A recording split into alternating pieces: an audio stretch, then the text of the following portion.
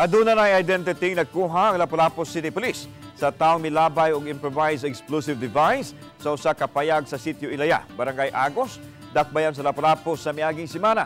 Nga misangpot sa pagkaangol sa tulo ka mga construction workers. Siloan meron din na adunay live update kabahin ini. Mine.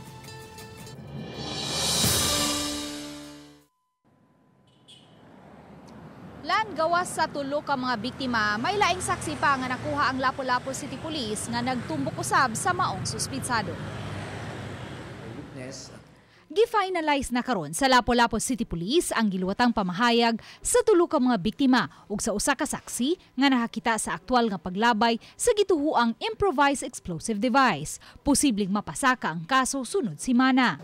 Nailan din nilang panganog ni kay naraman sila diha, sumpay raman sila ato nya. Identify nila nga kaning tawhana is tao sa ni sa dito speakers grupo. At the meantime, di isa na ito i-divulge considering nga wa pa na-file ang kaso. Apan hangtod karon, wa pay nadawat nga kopya ang Lapu-Lapu City Police sa resulta sa gihimong post-blast investigation sa mga sakop sa Explosives Ordnance Disposal Unit. Busa wa pa masuta kung unsa nga matang sa improvised explosive device ang gigamit. Kay land dispute, kung kasungian sa yuta man ang gisubay sa mga pulis nga motibo sa krimen, nagpatabang sila sa mga opisyal sa Barangay Agos aron mo pasiugda og mediation tali sa duha ka habig apan gikatahong way ni usa ang mitambong.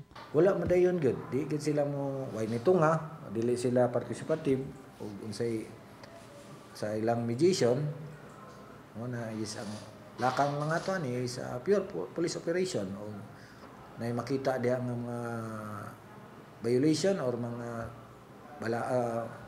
violation sa balaod nga pwede natong i-file or atong i-file. Una nang gisuwayan sa RTV Balitang Bisdak, pagkuha ang habig sa nagdevelop sa Naaswing Resort.